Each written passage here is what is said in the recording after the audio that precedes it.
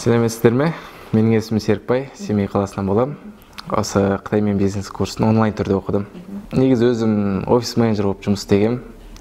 Енді зарплатам 80-90 мың үстінде ғана болды. Енді көптеген кішкене бизнеске өзім қызығатынмын. Қытайдың жаңағы зауыттарындағы бағасын көрген кезде мен тіпті қатты таңғалдым. Себебі бізде Семей қаласында қарапайым түрде көп саудагерлер негізі Алматы қаласынан барып алатын заттардың көбісін. Ең арзан баға кез келген адамға енді удобно болады ғой. Соған байланысты біраз іздеп жүрген кезде осы бір гостиницамен кезіктім. Сол гостиницаға негізі өзімді ұсындым. Жаңағыдай сіздерге не қажет? Сіздерге қажет заттарыңызды мен арзан бағада әкеп берейін деп. Тура сол моментте негізгі олардың VIP бөлмелеріне іздестіріп отырған телевизор екен. Оның енді құнын сұрадым, мен қаншаға келістіңіздер сіздер. Олар айтты, ең төмен бағада біз 55 мың теңгеге алдыртамыз деп. По-любому сенімді болдым да, олардан да төмен бағада әкеп беруге. Мен бірақ былай характеристикасына қарап отырып, өзім жаңа Қытай зауыттағы бағасын білдім.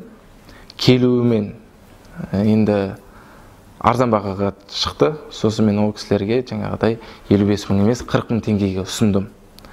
Басында сенген жоқ, бірақ мен заңды түрде келісімшартқа отыруға шақырдым. Бастапқы кезде бірінші телевизорды алып кеп көрсет бізге. Егер болып жатса, ары қарай көре жатармыз деді. Мен мақұл дедім.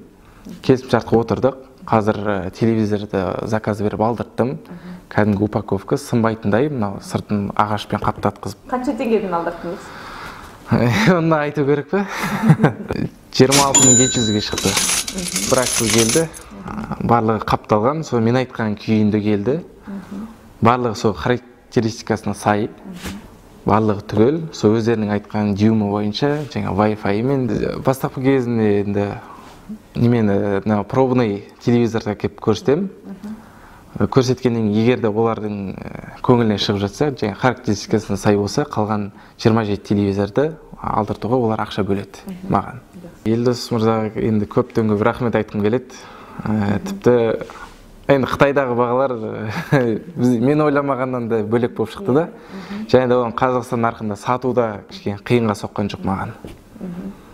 Болашаққа енді жоспарлар көп, солардың бірі қазір Қытайдың жаңағы зауыттарынан тікелей зат алдырып, нарықтағы бағаларды біраз сындыра отырып, өзім төмен бағада осы Қазақстан нарқында заттарды сатсам ба деген ойым бар.